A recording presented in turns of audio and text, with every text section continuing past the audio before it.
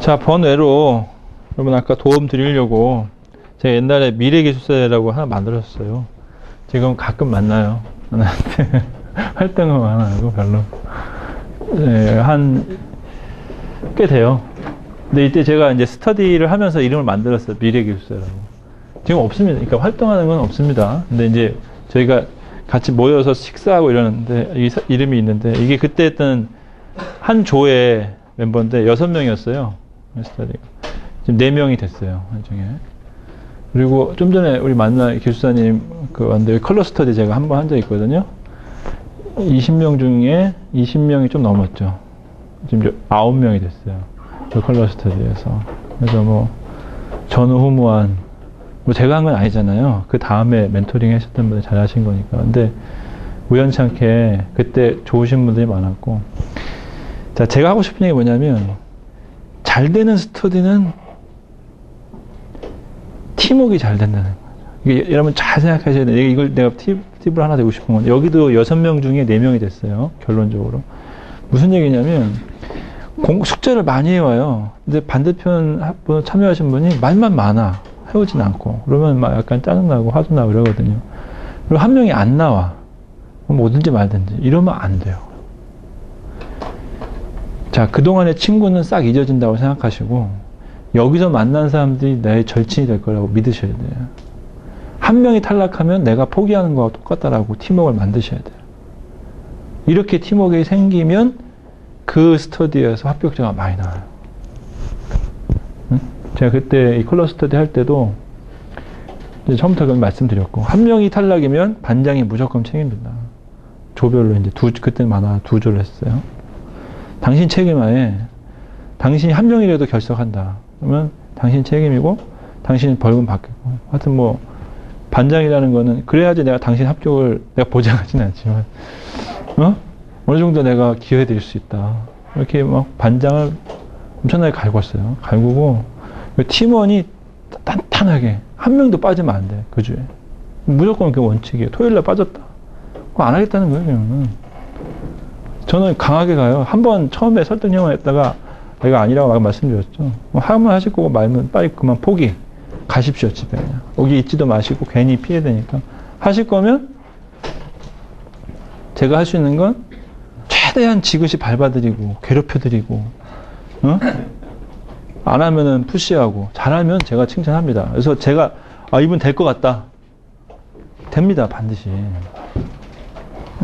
그런 거고. 그래서 이때도 6명 있었는데 물론 2분이 안 됐어요. 지금도 하고 있는지 모르겠는데 상당히 조가 탄탄하게 그분들끼리 빠지지 않고 그분들끼리 서로 위로하면서 대신에 봐주면 안 돼. 토론할 때 가장 문제점은 대충 넘어가. 막 서도 모르죠? 우리가 뭐 알겠어요. 다 그런 거죠. 넘어갑시다. 다음. 그것도 이것도 우리가 맞아요. 이거 어렵네요. 너무 이러면 꽝이에요, 이것도. 왜 그럴까? 근데 또 하나 문제는 토의를 막 하다 보면은 사실 본질을 떠나서 서로 검증도 안 되잖아요. 왜냐하면 전문가 네가 맞냐, 내가 맞냐 막 싸워.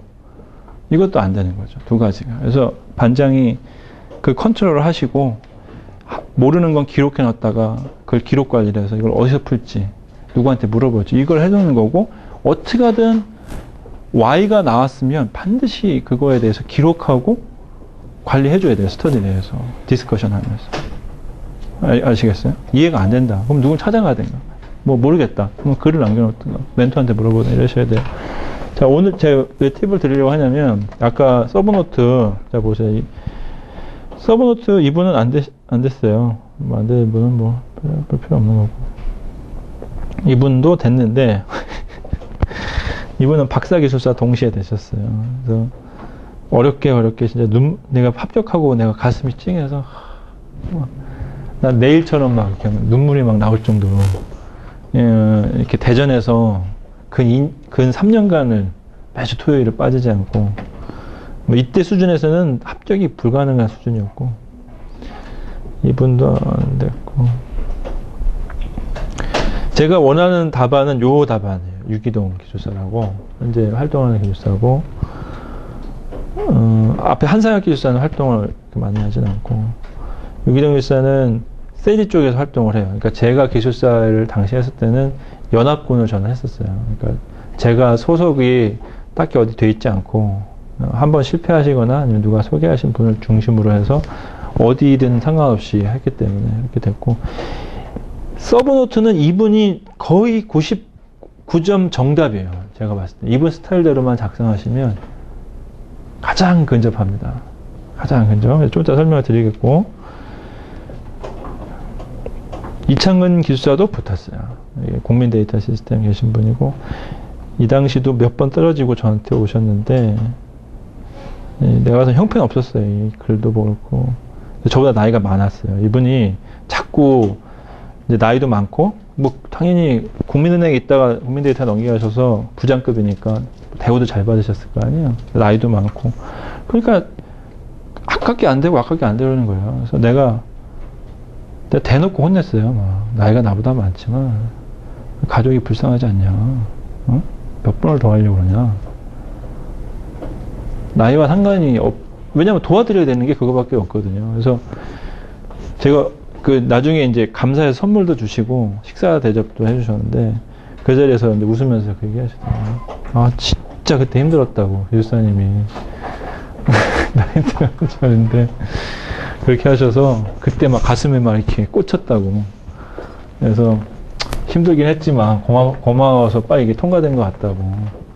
그래서 보시면 그 답안글이 보면은 잘 쓰는데 조금만 더 하고 이렇게 약간 보완을 하면 될 것 같은데 이렇게 안 됐다가 이분도 합격하셨고요. 이 양유민 기술사는 지금 활동 안 하는데, 양유민 기술사도 진짜 뒤지게 혼났어요. 여자분이었는데 맨날 내가 언뜻 보면 글이 좋아.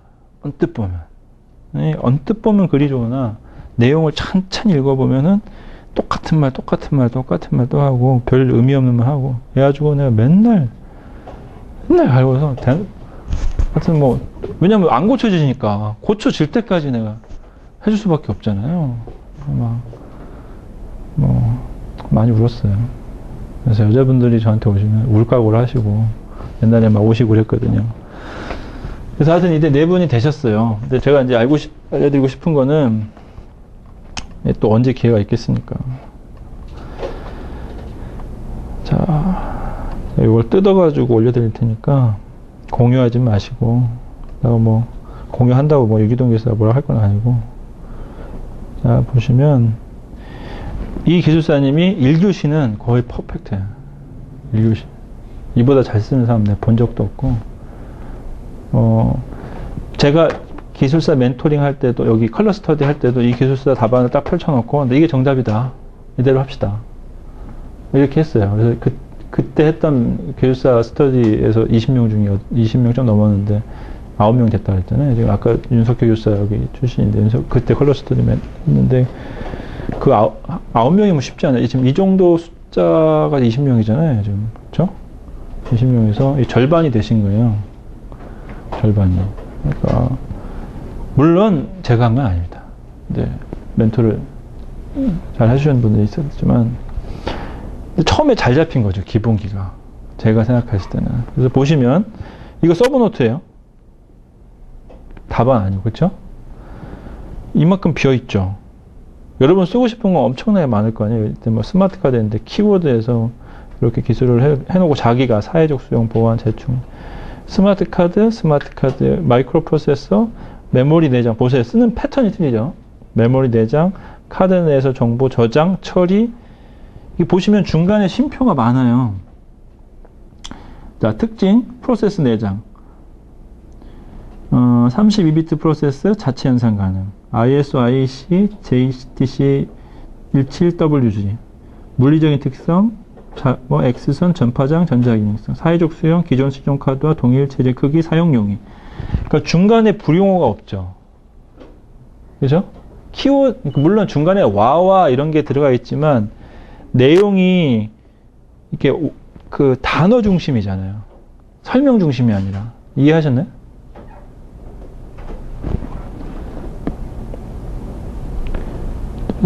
접촉식 정보를 규격.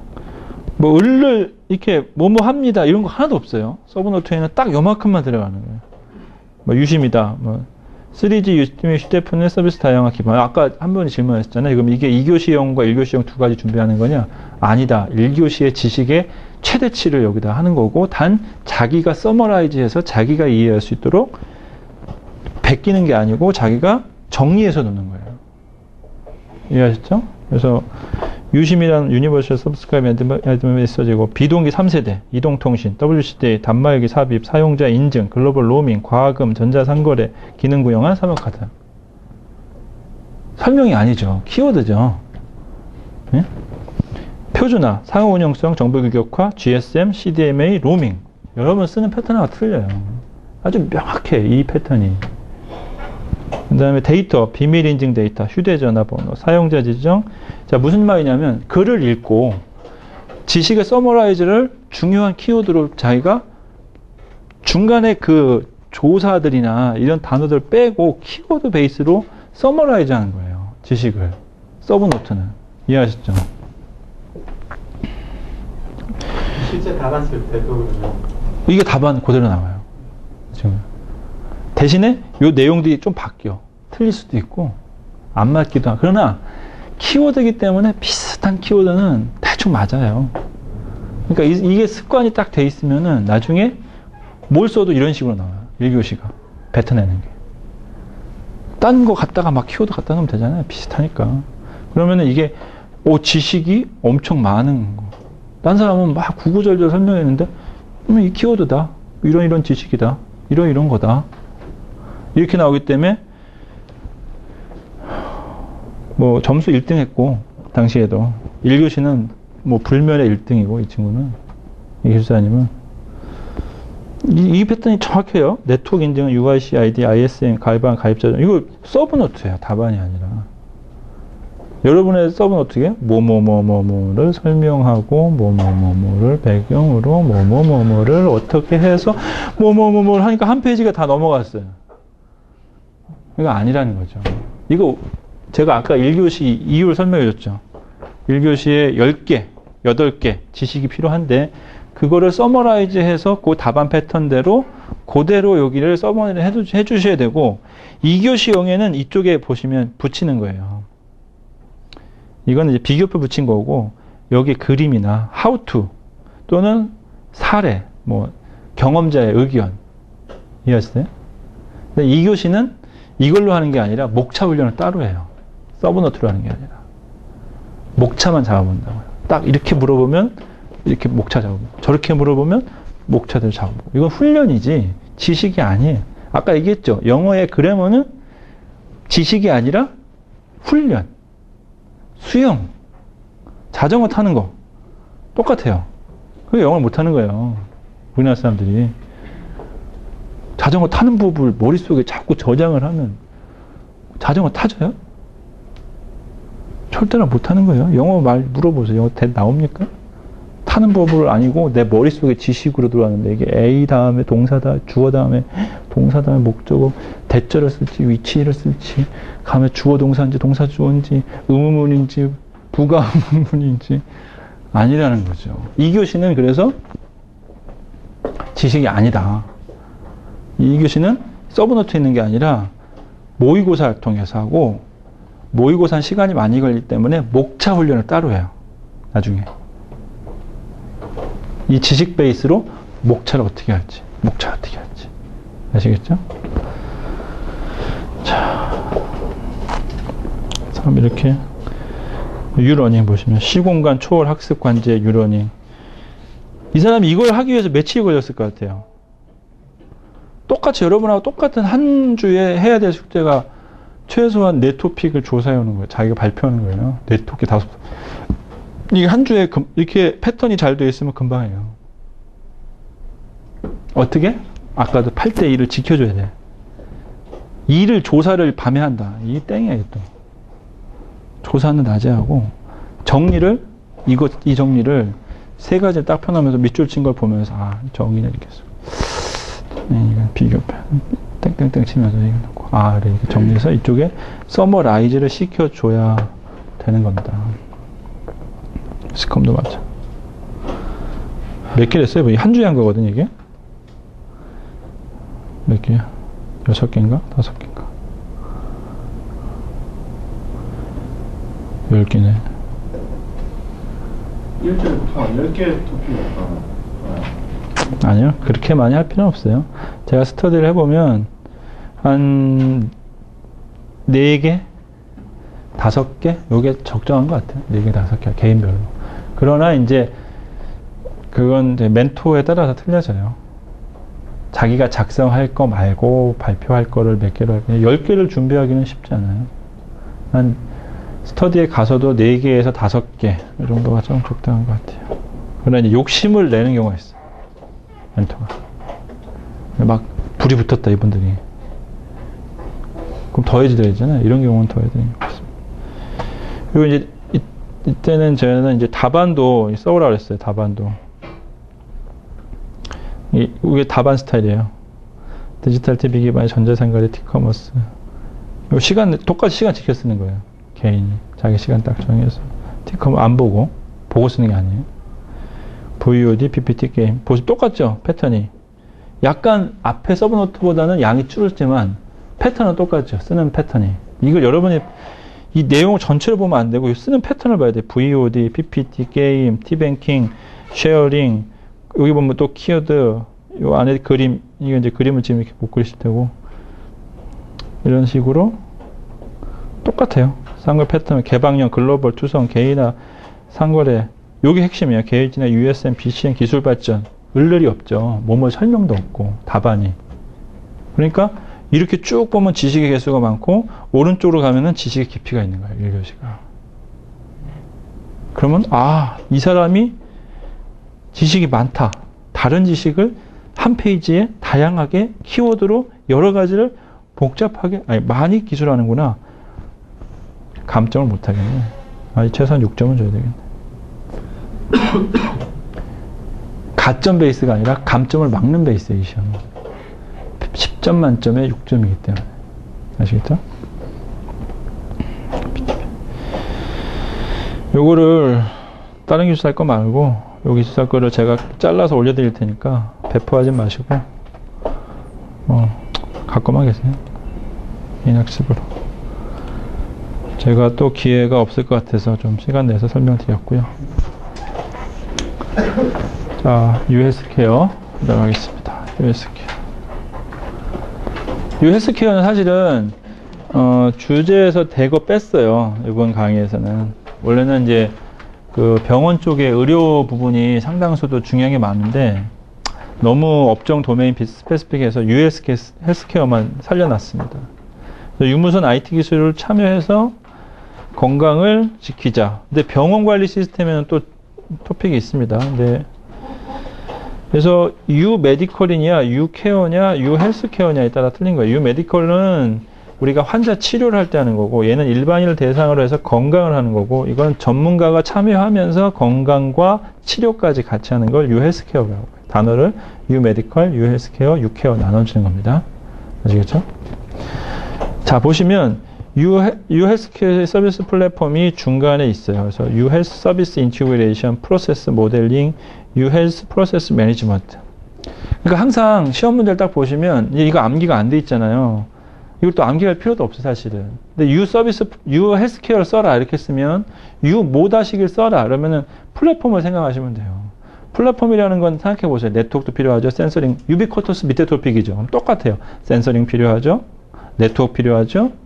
그 다음에 그걸 관리하는 매니지먼트 또는 데이터 센터가 필요하죠. 그렇죠?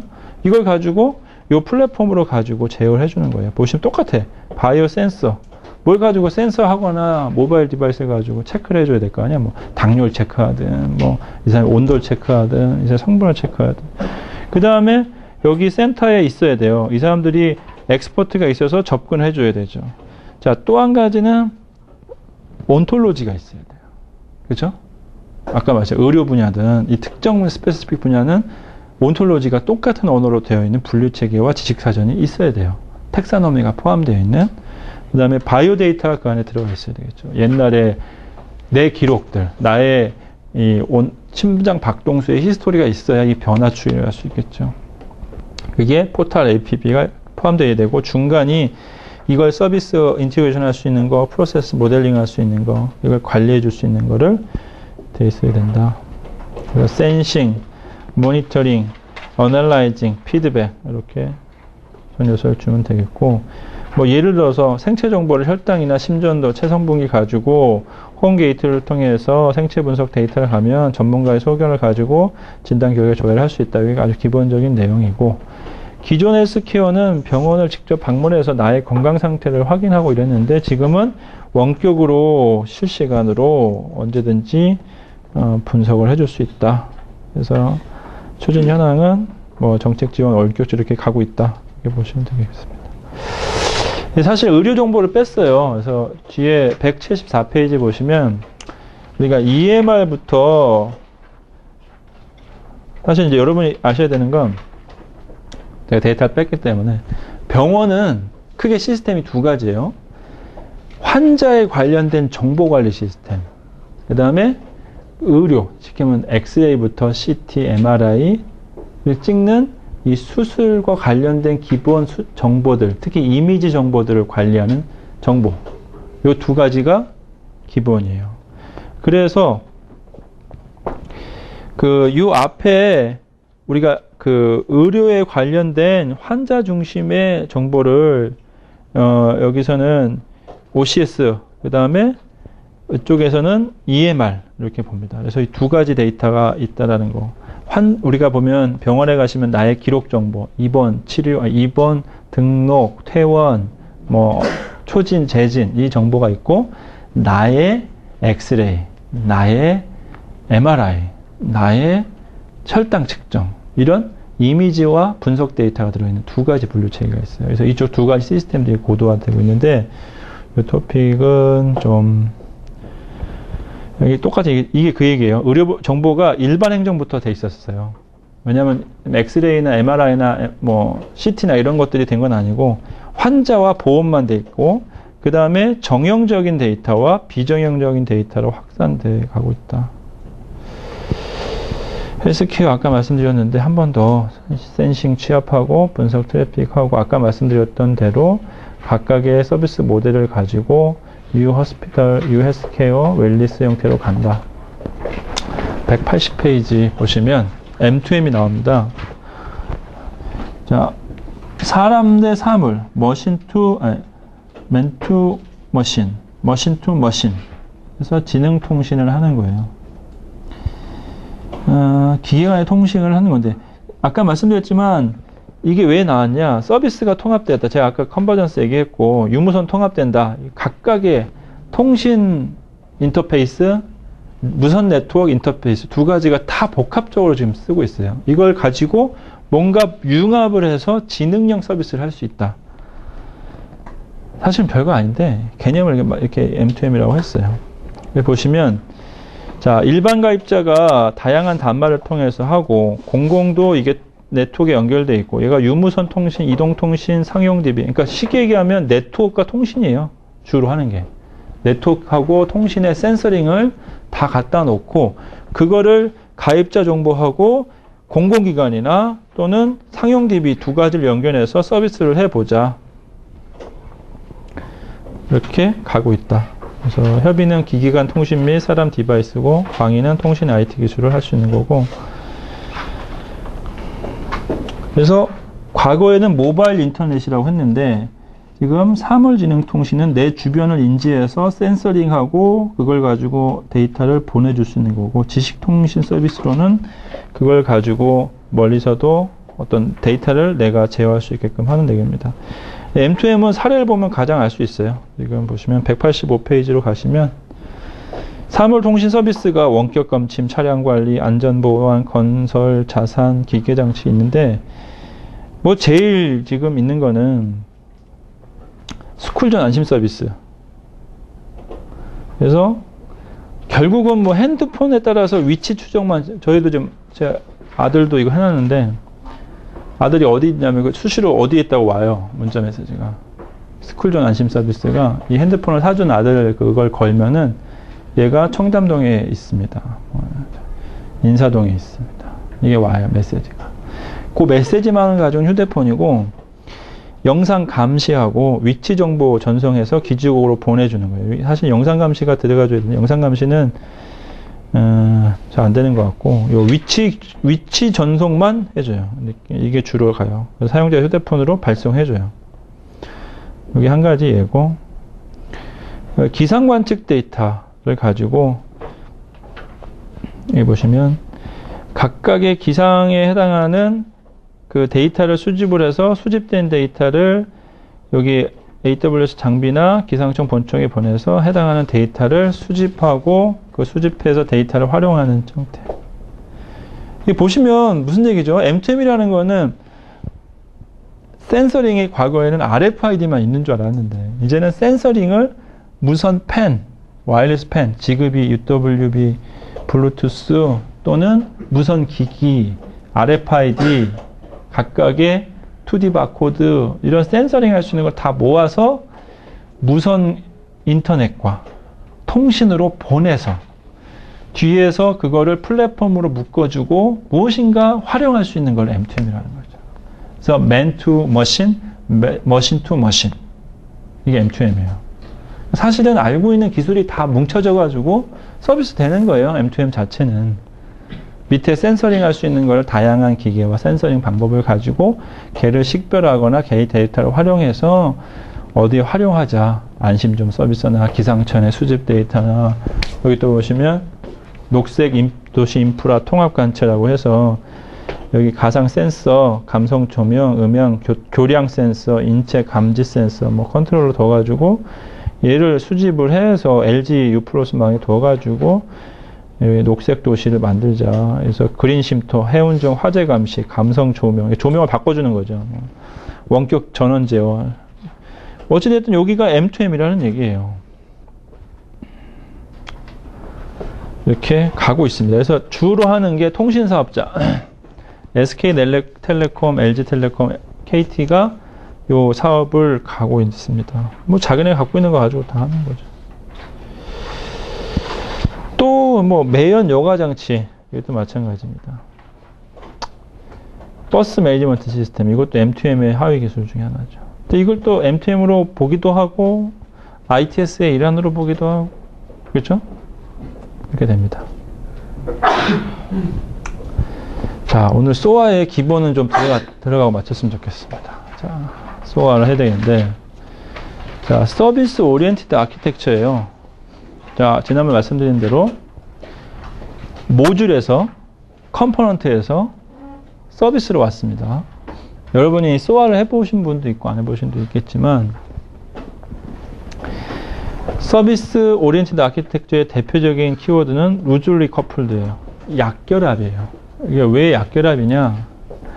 서비스가 어디에 있든 호출해서 쓰면 돼요. 네트워크상으로. 그러면 컴포넌트의 API하고 무슨 차이가 있냐? 컴포넌트의 API는 어디에 있는지를 알아야 돼요. 데스티네이션은. 그렇죠? 오픈 API를 호출하려면 얘에 해당하는 정보를 오픈 API의 위치가 데스티네이션이 있고 얘를 연결해서 할 수 있도록 무엇인가 작업을 해야 되는 거죠. 근데 SOA는 얘가 어느 위치에 있는지 몰라도 걔를 호출하는 웹서비스를 가지고 호출해 주면 얘가 실행이 될 수 있도록 하기 때문에 필요할 때마다 결합이 된다. 필요할 때마다 결합을 할 수 있다.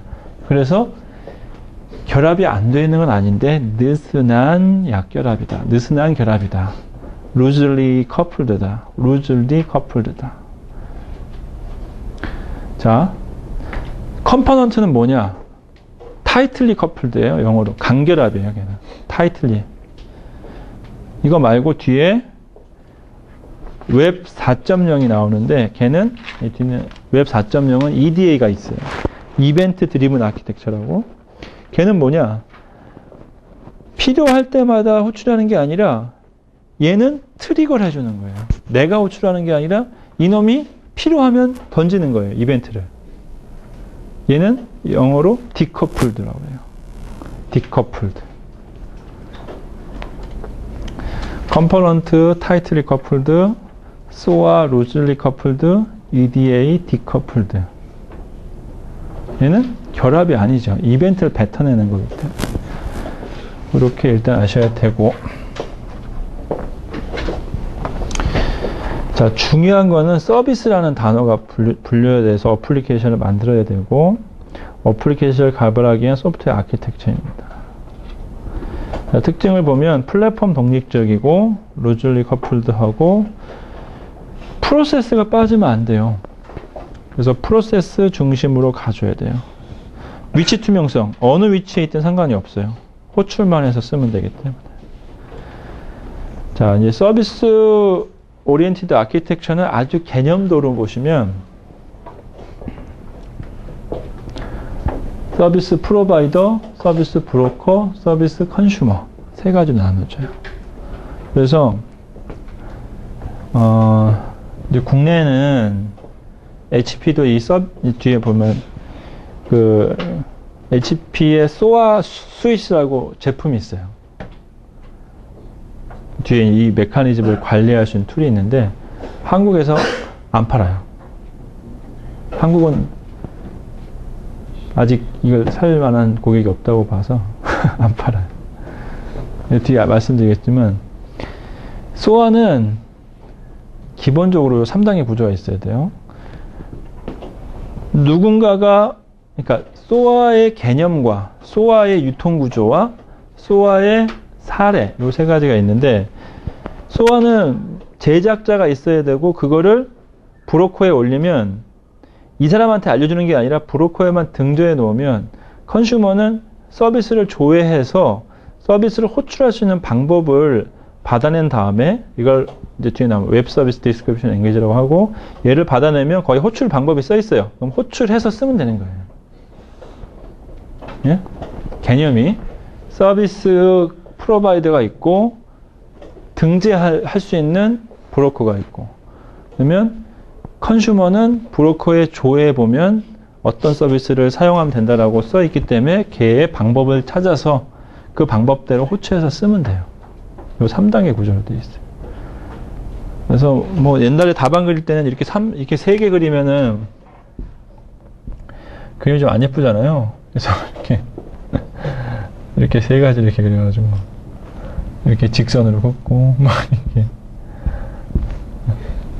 이러면 좀 틀려 보이잖아요. 그쵸? 이거 이렇게도 그렸어요.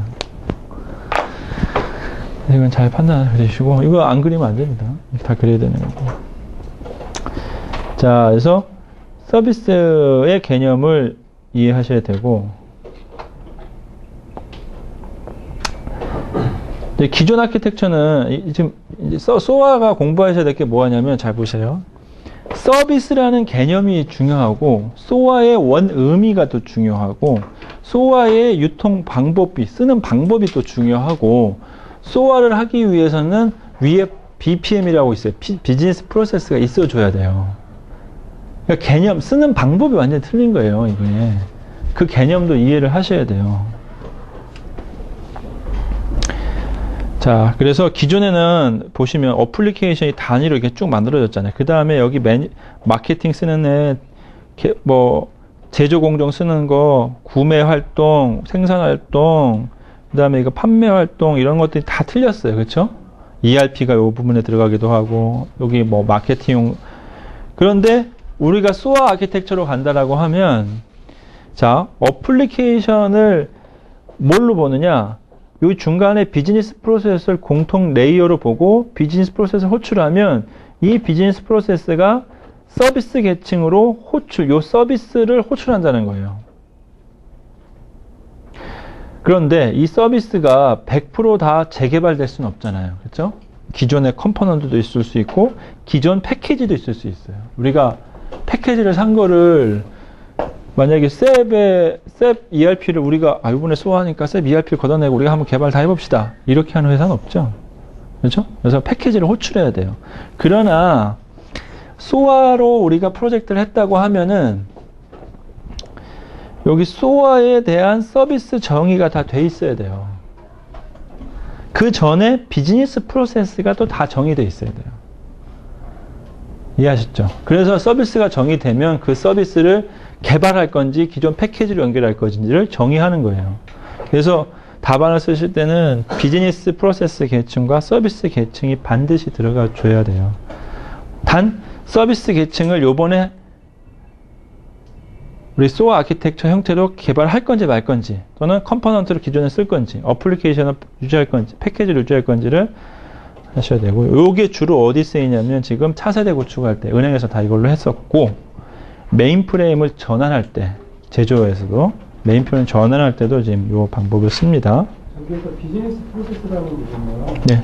비즈니스 프로세스 계층이라는 부분은 실질적으로 비즈니스 프로세스라고 하는 어떤 일들을 하는 절차를 갖다 얘기를 하는 거잖아요. 네. 그게 보면은 어플리케이션에서 기능 단위를 엮여가지고 이제 프로세스가 진행이 되는 걸로 알고 있는데요.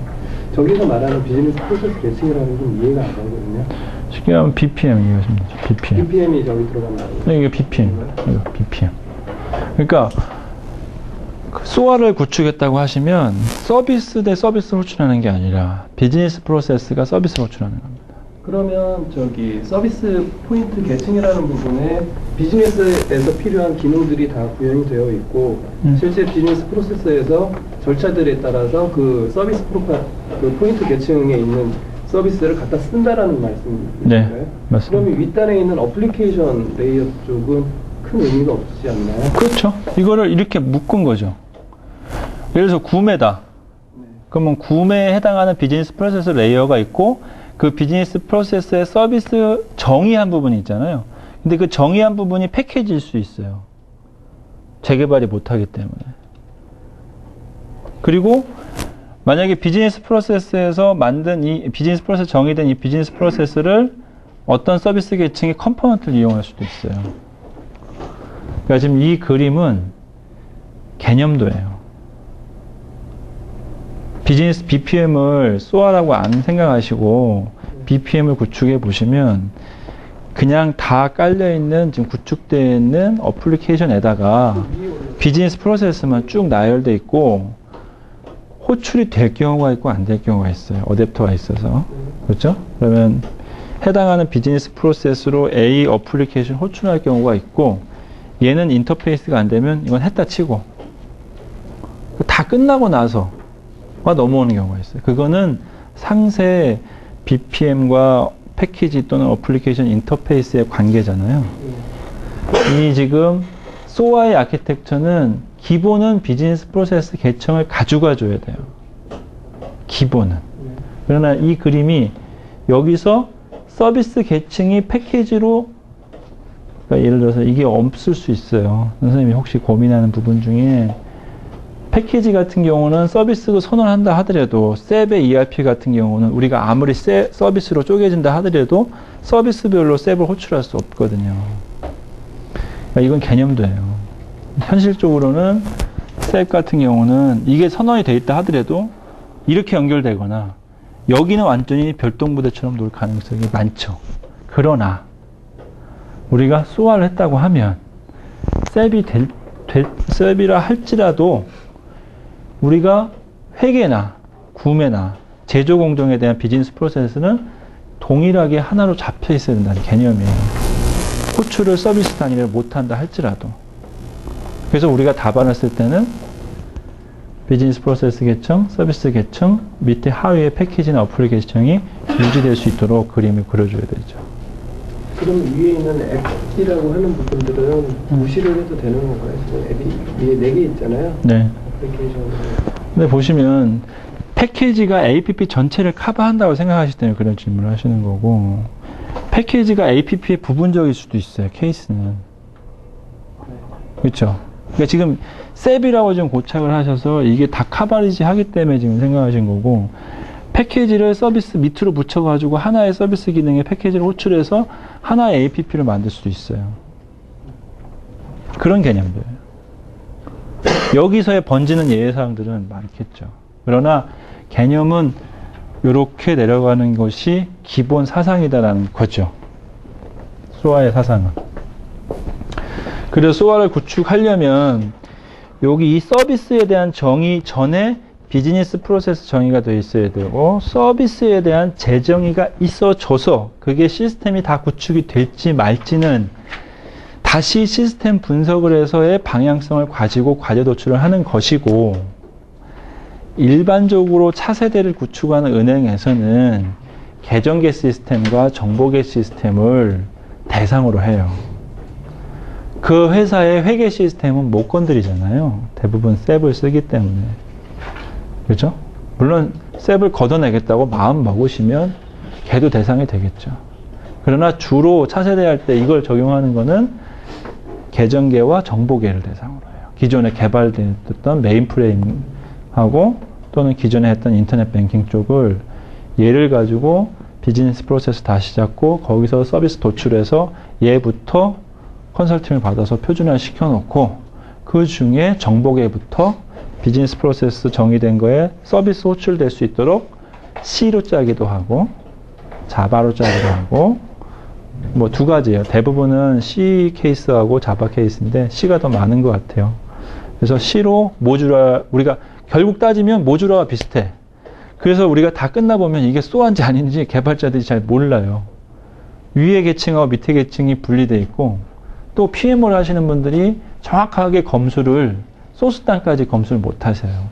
검수는 액센추어에서 하고 개발은 LG CNS에서 하는 경우, 하나은행 같은 경우가 그런 경우가 있고 그래서 이쪽에서는 이게 컴포넌트인지 도대체 이게 소한지 그래서 중간에 누가 들어왔냐 팀엑스라는 분들이 중간에 메시지가 주로 전송이 되니까 이걸 서비스를 보는 게 아니라 차세대 할 때는 주로 메시지의 호출과 전송이 많아요. 은행권에서. 그러니까 메시지의 흐름을 제어할 서비스로 호출하는 메시지의 전송을 하기 위해서 뒤에 나오지만 ESB라는 사실 있지도 않은 메시지 라우팅과 호 설정하는 부분, 메시징을 라우팅하고 트랜스포메이션하고 하는 기능을 팀엑스에서 만드셔서 파셨어요. 4개 은행 차세대 하실 때. 그러니까 어찌됐든 은행의 예고 만약에 제조다. 제조에서는 메인프레임에 있는 기능을 재구축하실 때 다시 한번 비즈니스 프로세스 계층 정의하고 거기서 서비스 도출하신 다음에 이 서비스를 뭘로 개발할 거냐 하는 거고 자 만든다.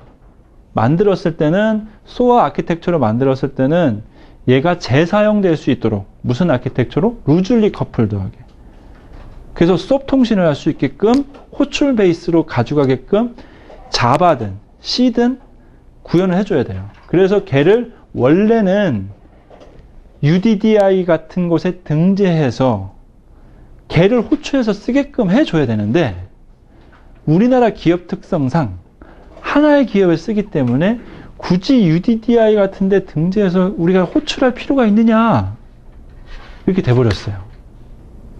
그래서 우리나라의 HP의 소아 수잇이 안 팔아.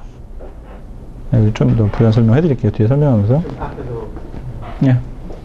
쪽에 있는 어플리케이션들은 사용자 관점에서의 어플리케이션이 비즈니스 프로세스에 정의된 어떤 서비스를 호출하는 거고, 네. 저 뒷단에 있는 어플리케이션은 이제 레거시 시스템이라든지 컴포넌트 밑바탕에 있는 어떤 그 업무 처리를 위한 어플리케이션을 보기만 이해하면 되는 건가요? 네. 그러니까 무슨 말씀이냐면 우리가 업무 사용자들은 어플리케이션을 접근하는 거잖아요. 그렇죠? 업무 사용자가 서비스를 직접 접근하는 일은 없어요. 그렇죠? 업무 사용자들은 결국은 서비스의 조합이 어플리케이션이다. 소아의 사상을 이렇게 보는 거예요. 그러나 소아의 사상은 비즈니스 프로세스 서비스가 별개고 비즈니스 프로세스가 서비스를 호출한다. 이렇게 보는 거예요. 그렇죠? 근데 이 서비스를 컴포넌트를 CBD로 만들어서 호출할 수 있게끔 수업 통신으로 이러면 이것도 소아예요. 그 C로 짜기도 했었어요. C로 호출할 수 있게끔 해주면 소아 아키텍처가 자, 두 가지라고 했잖아요. 하나는 서비스를 바라보는 레이어의 하나의 비즈니스 프로세스와 서비스 물론 패키지로 될 수도 있고 기존 어플리케이션 호출할 수도 있지만 통제는 비즈니스 프로세스로 어플리케이션이 호출되도록 하는 부분 그 다음에 비즈니스 프로세스의 서비스가 호출될 수 있는 기존 메커니즘 그 다음에 얘를 가지고 만든 이 부분이 브로커처럼 등재해서 재사용될 수 있도록 그게 어디에 위치하지 있는지 모르지만 WSDL처럼 호출해서 쓸 수 있게끔 하는 그러니까 서비스를 만드는 원본 자체의 사용 방법. 좀 더 쉽게 말씀드리면, 우리가 어플리케이션 입장에서 서비스 전에 비즈니스 프로세스와 서비스로 분리가 돼야 된다는 개념이에요. 그 전의 개념은 CBD는 비즈니스 프로세스가 어플리케이션에 들어 있었어요. 그래서 중간중간 워크플로우가 있는 시스템도 있었고, 워크플로우가 없는 그냥 그 안에 로직의 다음 단계 이런 게 있었고, 그렇죠. 그러다 보니까 똑같은 프로세스가 중복되는 것도 있고, 어떤 거는 시스템으로 쭉 가다가 사람이 또 하다가 또 시스템으로 또 등록했다가 또 아니면 그룹에 갔다가 이렇게 비즈니스 프로세스가 흘러가지가 않는다고, 시스템으로. 관리되지도 않고, 그렇죠? 이거를 비즈니스 프로세스와 서비스로 떼어내자는 얘기고, 한 가지는, 하나는 만들어 놓고 사용을 루즐리하게 사용하자는 거예요. CBD는 간결합이라고 했잖아요. 루즐리 커플처럼 어딘가에 등재해 놓고 그걸 호출해 쓸 수 있게끔 하자. 인터넷 어디든 있으면. 그러나 이 두 번째는 우리나라에서 잘 안 지켜진다는 거죠. 잘. 한 회사에서 쓰기 때문에. 그럴 필요의 투자성도 잘 못 느끼고, PMO에서. 그러나 전 세계적으로 소환한다 그러면 뒤에 나왔지만 UDDI 같은 레파지토리가 반드시 있어야 되고, 그걸 관리하는 솔루션도 있어야 되고, 거기에 거버넌스까지 있어요. 소아 거버넌스가 뭐냐? 만든 서비스에 대한 변경, 등재, 재구성, 이거를 통제하는 게 소아 거버넌스예요. 그래서 거기 퍼블리시부터 폐기까지, 그거의 권한, 프로세스. 근데 우리나라는 등재하는 게 없잖아요. 그래서 소아 거버넌스가 잘 안 돼, 우리나라에서는. 한번 만든 다음에 다시 또 차세대야 한다고. 무슨 말인지 알겠죠? 그러니까 지금 어플리케이션을 바라보는 뷰의 관점이 프로세스와 서비스로 분리가 돼야 된다는. 그래서 시험 문제가 뭐가 나오느냐? 서비스의 도출, 소아에서의 서비스의 도출 과정을 제시하시오. 이게 한 문제고, 유형이. 하나는 소아를 이용할 때 어떤 식으로 이용을 하느냐. 기본 개념. 컨슈머, 브로커, 프로바이더. 이 개념을 이해하고 있느냐. 그리고 이 실증 모델이 웹 서비스 표준이 있어요. WSDL로 등재해서 UDDI 등재해 놓으면 UDDI에서 검색을 해서 WS 다운받고 WSDL을 가지고 호출하게 되면 웹 서비스 호출이 되는, 여러분이 개발할 때 주로 쓰는 웹 서비스, 섭통신이라는 웹 서비스가 지금 소아에 이용하기 위한 표준이에요. 이 두 가지 문제가 주로 이루어져요. 그러니까 서비스를 소아로 어떻게 개발하고 어프로치 할 거냐, 서비스를 가지고 어떻게 주로 구성하고 사용할 거냐, 이 두 가지가 소아의 가장 큰 주류고, 다음 주에 와서 보시면 소아 거버넌스, 소아 기대 효과, 이 서비스 식별 과정, 웹 서비스, 이제 소아의 실증 모델이 되겠죠. XML, SOAP, UDDI. 그래서 이 중에 주로 시험 문제 많이 나오는 게 WSDL에 대한 부분이 나옵니다. 그래서 웹 서비의 기술 표준이 쭉 나오고, 중간에 소아를 하기 위한 ESB, 그 다음에 다음 버전인 EDA 아키텍처, 그 다음에 여기까지가 나옵니다. 뭐 레스트는 WA 하기 위한 거니까 여기까지를 다음 주에 와서 설명을 드릴 테니까요. 다음 주에 한 가지 더, 이제 소아 한 다음에 클라우드가 또 중요한 과제 중에 한 가지예요. 클라우드 하고, 그 다음에 XML을 다음 주에 할 거예요. XML의 원래, XML의 의미. 그래서 세 가지 토픽이 지금 가장 중요한 토픽이에요. 그 다음 토픽들은 중요성에서 좀 약간 더 하니까 다음 주에 더 하도록 하겠고요. 자, 제가 목이 아픈데, 이게 하여튼 나서기만 하면 자꾸 말이 많아지는데, 하여튼 오늘 이따 기술사님 누군지 모르겠지만 정말 천운을 타고나셨다.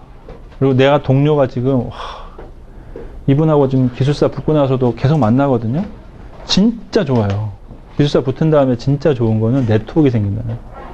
또 함께 공부하신 분들과 그 끈끈한 정이, 이제 우리가 마무리하는 인생으로 가잖아요. 죽을 때까지 아마 같이 도움을 주고 함께할 진짜로 친한 친구가 돼요. 나이가 상관없이. 그래서 팀워크가 중요하다는 거, 한 명이라도 빠지면 안 된다는 거, 우리는 같이 죽고 같이 살자라는 거 이해하시고, 제가 아까 말씀드린 서브노트 형태로, 물론 멘토님이 잘 해주시겠지만 이렇게 한번 해보시면 더 좀 될 것 같고, 다음 주에 와서 제가 오늘 했던 거 하고 소아 마무리하고 클라우드하고 XML하고 이제 기타 4가지를 다음 주에 와서 하도록 하겠습니다. 약간 오버됐는데, 그리고 공부도 당부드리면 여기 몇 시까지 하는지 모르겠지만 차 끊길 때까지 저는 안 보냅니다. 제가 하면 집에 가면 안 돼요. 집에 가면 하겠어요? 바로 눕잖아요, 여러분. 특성상. 그래서 여기서 다 하고 차 끊길 때까지. 집에 가는데 이동하고 까먹고 뭐 안 돼요. 시간 다 갑니다. 그래서 어떻게 하실지 모르겠지만 그냥 조언 드리자면 가급적 토요일은 그냥 풀리 자는 시간 빼고 끝까지 여기서 마무리한다. 그래서 만약에 닫는 시간 있으면 모르겠지만 그렇게 하시고요. 더 질문 있으시면 다음 주에 와서 해주시고 아니면 뭐 반장님을 통해서 해주시고 언제든지 제 메일 주소가 있기 때문에 찾아오라고 그렇게 얘기를 해도 안 찾아오세요. 찾아오라고. 내가 찾아오면 점심 사주고 뭐 다 해드려도 가끔 한번 오시더라고. 예? 저 여의도 있고요, 기본이. 여의도 아니면 뭐 약간씩 딴 데 있긴. 현재는 상암에 있습니다. 그렇게 해주시면 되겠습니다. 다음 주에 뵙도록 하겠습니다. 감사합니다.